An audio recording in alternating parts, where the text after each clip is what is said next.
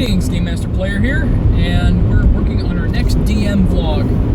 Now, last we left off, there was some talk about the players heading back to the Adventurers Guild. Now, at this point, I have to define the Adventurers Guild a little bit more. So, my goal is to let's flesh this out. Now, first thing is that right now the players are going to be, or the characters are going to be, I don't want to call them junior adventurers, but they are initiates, so they have to pass an initiation to actually get in to the Adventurers Guild. So it's going to be a series of tests, and I'm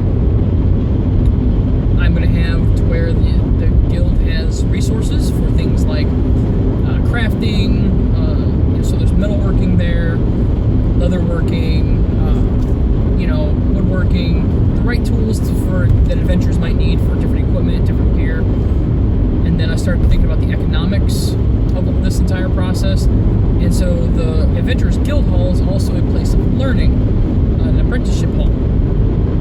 So blacksmiths can train apprentices here, and woodworkers, carpenters, scribes, you name it.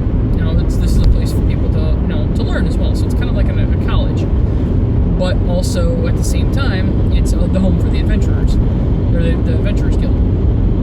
I also started thinking about the limitations I've set in the land, and I'm going to have to start limiting things like metal, things like that, steel, iron, whatever, because I can't have them with a bunch of disposable metalworking. Because, they've got a mind, don't get me wrong, but,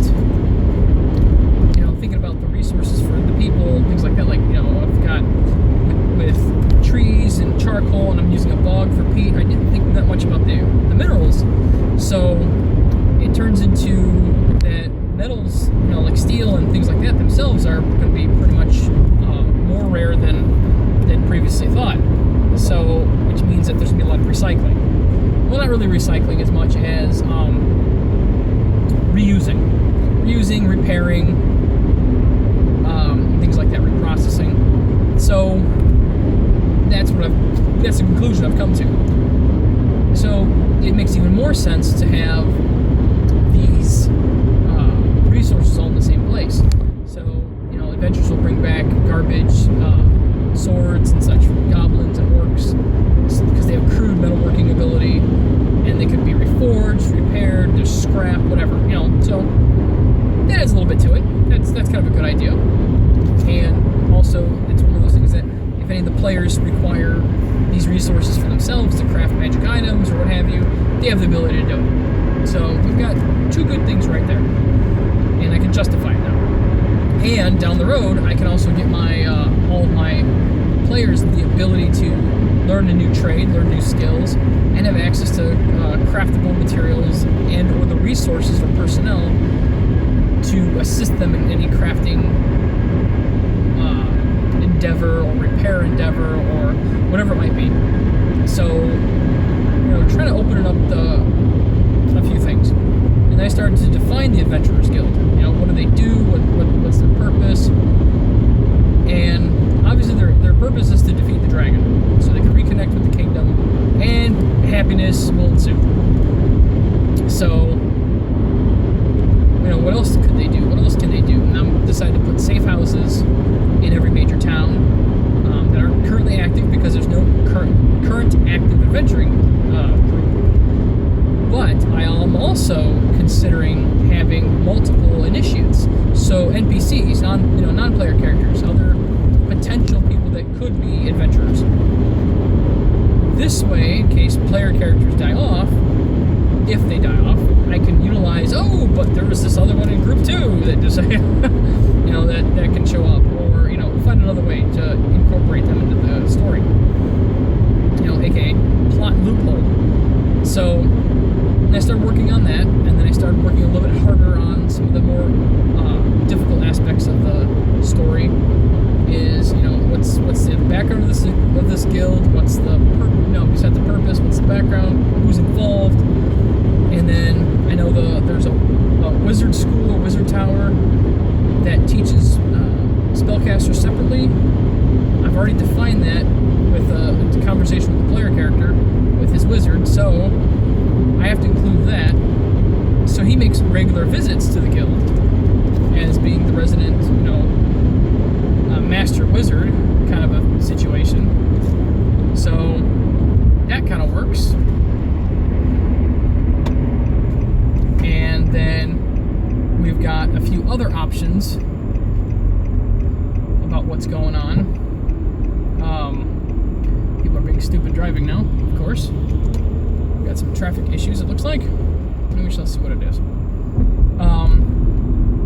So I'm going to be working on some details about this gentleman who is going to be a powerful wizard. Of course, he's teaching other wizards. He has access to spells, access to a lot of different things.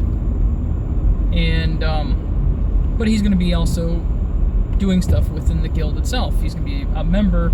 He's going to be a previous... Well, no, I've changed that. He's not going to be a previous adventurer, but he's going to be familiar with the adventuring process, the Adventurers Guild, and things like that. And I also came up with the fact that the guild leader is a ranger who had a successful trapping and trading. I don't want to say company, but organization. So he was able to. He was actually failed his initiation to be an adventurer and went back to. Being a ranger, went back to the wilderness and back to the wild, and he was trapping and trading and kind of just a woodsman type character, not the classic ranger that most people think of, the tree hugging, save all the animals, that kind of stuff.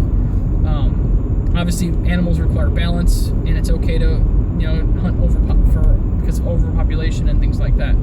So we're working on some of I'm working on some of the details about that still. But he had a successful trading operation. We'll leave it at that. So he's pretty good at paperwork and the logistics, things like that, which makes him a fantastic guild leader because he has the ability to keep records, record things. It means he can also read and write, which is an important thing. So all in all, it's pretty much a really good foundation. And then I'm going to have squires, squires, assistants and stuff like that people are trained to be either potential adventurers or it's kind of like an internship thing. So there'll be a lot of younger NPCs that are trying, they're aides and scribes and general help, just so they can help the guild, and that kind of turns into a whole a whole thing that can actually include for other characters, other players, down the road in case I want to see growth, or if I want to spin this off to something else down the road. So I've come up with that. That sounds like a good idea. I haven't really fleshed out much of anybody else. I think most of the stuff's going to be apprenticeship. So the baker is an apprentice baker, and the main baker, the main butcher, the general help is going to be more apprenticeship things. So unfortunately, the player characters aren't going to have the best of the best, obviously, but they get it for free. And that's the big perk. They get it for free. Because, again, they're like public servants. That's what the Adventurers Guild is going to be basically kind of made into, is public servants. So I like that idea. I'm gonna kind of go with that. They're the public servants, public heroes, and we're gonna go with that one as a really good way to keep them together and a way to keep them motivated. So, and then they're not required to give up any of their loot, to actually give up, but at the same time, they can't leave the guild high and dry as far as cash flow and resources. So it's up to the players to also provide spare equipment, different spoils of the conflicts, just so the guild can continue to function, even if it's just like garbage swords, garbage goblin swords, or orc weapons. They can, that's still material that apprentices can use to try to make, nails, horseshoes, bands for a barrel, whatever it might be, or other weapons. Maybe it's just a poor forge, and they can, use that to create something better. Whatever, it doesn't matter. It gives them an excuse to offload some gear, and I don't have to give them a lot of gold. Because I've learned in edition Dungeons and Dragons, it's a lot easier to craft items. So the real goal is for the player characters to basically make their own magical items. So that way I don't have to have them save up gold to buy one. I'd rather have them with the resources to get their own, to basically craft and make their own. And also, luckily right now, most of the player characters have spellcasting ability. And if you look at the requirements for crafting magical items, they have to have spell slots. Well, I think everyone is going to end up with spell slots. If I'm not mistaken, because we don't have any fighters, we don't have any monks, we don't have any rogues, and I think that's about it. I think everybody else can have spells. No barbarians. So everyone else is going to be able to have spells. The cleric, the druid, the paladin, bard, the wizard, the warlock. Wow. Huh. Yeah. So that's good. That's a good idea. That's a good thing. And if they need to learn the ability to forge, to use, to be a blacksmith or to use smithing tools, to use a tanner's equipment, Fletcher's, it doesn't matter. They can train at the guild hall all at the same time to cover up gaps that they might be missing. That way, if we need to, or if I need to, I can actually, they can craft their own items, and they don't need anybody else to do it. And I like the idea of not needing anybody else, because then, like I said, they're not going to be trying to find any magical items of any kind. They're not going to be trying to gain oodles of gold so they can save up. They can actually just make their own. So I think that'll be a good character building thing too, because then they can I can have them go on quests to get certain key components, so they can craft a wand or craft a ring or what have you.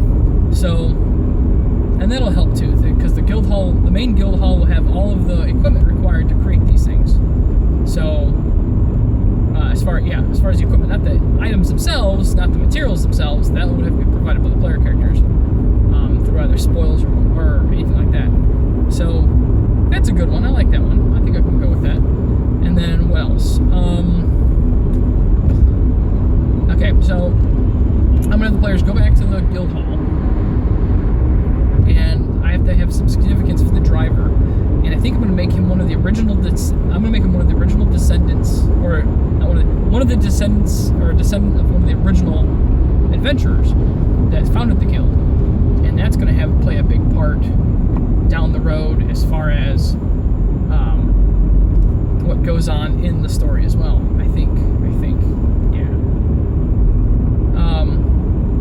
So I can utilize that, and so I'm gonna have the players work on that. They're gonna find that out, and then they're gonna see. Now I've already run this. I'm trying to explain it as a story element. The thoughts are going through my head. So what happened also is that our timetables have been messed up. So I have to fast track some of the story pieces to keep the story moving quickly, keep the players involved because of limited gameplay. So what I'm looking at now, what I was looking at is that during this process, they're going to find out that obviously I was killed with magic, and none of the player characters, there's no actual magic and stuff. So the player characters can determine it's magic, and none of the adventurers currently alive, or there are no other adventurers currently alive. So nobody with the combat magic would be available to do it, except for maybe a previous adventurer, which I did say that there was some that the last group was lost, presumed dead. So I tied in the fact that there are several spellcasters that it could be causing this, and the players are up to that, as an idea on who it could be. And then I'm going to have the players also go through their initiation test. And because it could be a potential previous adventurer that has turned on everybody, they're turning into a big PR campaign. So players are going to fast track to their adventure, or their event to being an adventurer. And yeah, that's going to work. That's going to work real well. They're going to fast track to be an adventurer, so I can get them involved in the overstory. So what happened is that then my group split. We couldn't do two groups at the same time, or the one group through the test, so I had to run two tests separately. Now what I did is the first group I ran the test with, they were, because they didn't bail on me, because they were available like during our scheduled event or our scheduled time to play, and so we ran. It was a simple test. They had to go out, they had to get a magic rod, bring it back in these catacombs, this like dungeon, and of course the whole thing was trapped. The rod controlled animated skeletons that, as long as it wasn't on the pedestal, the animated skeletons were attracted to it, and we'll try to get it, aka attack the party for it. So I had that. The first group decided to hedge their bets in the room that had weapons next to these piles of bones. They moved the weapons, that kind of stuff. They forgot all about the rest of them throughout the room. And when they went through this process, they went as a team, retrieved the rod, and got out as a team. They went quickly, they went efficiently, they did what they could, to move forward and get things going. So of course they succeed. I didn't make it very, very hard. It's more for the ability to find out what's going on. So they had to go back and reset the trap, reset the room for the next group. And while they were doing that, they found out one of the sarcophagi was cracked open. And they're like, well, we didn't do it. So they looked and they found it was a passageway. So the test catacomb that they have is actually built on some of the original catacombs for original people. So I had them basically go through that, learn that the descendants have some magical power, or have some magical, and that the driver was a descendant, and the person needed the driver to gain access to this chamber, which he was able to sneak into, and then affected the player characters after the fact. So the player characters got trapped in the room, they picked up an article, and that's when it started all kind of fall apart. And so what then transpired is the players learned that there's a bigger story and bigger set of events, and history itself has also been somewhat rewritten, so to hide some features. They don't know exactly what, because they don't know, there was so much to work off of. So that's the next thing that we're focusing on, is them fighting with this new piece of information and going from there. So, and of course, so they have this information, and they also find the driver of the wagon dead. His hand was used to activate the room that they found, and so it just basically all fell apart. So what happened then is that the next group did the thing differently, where they actually took the bard and threw her towards the stairs to get out, so she can get out more quickly. So so I got two fundamental groups. One is everybody goes, and the other one is for the goal, which is going to add some nice player dynamic and character dynamic. So, but anyway, so it was a very complicated time, and I'll have to go over the story in the next video. So I hope to see you all, my NPCs, later. Well, maybe I'll see you. I don't know if you'll see me. Well, you'll see me. I won't see you. Something like that. So, and I will let you know what's going on and how the story's progressing, and we might get to the end of where we're at right now, and then I'll have to work on the rest of the story elements with you. So thank you very much, and I'll see you in the next video.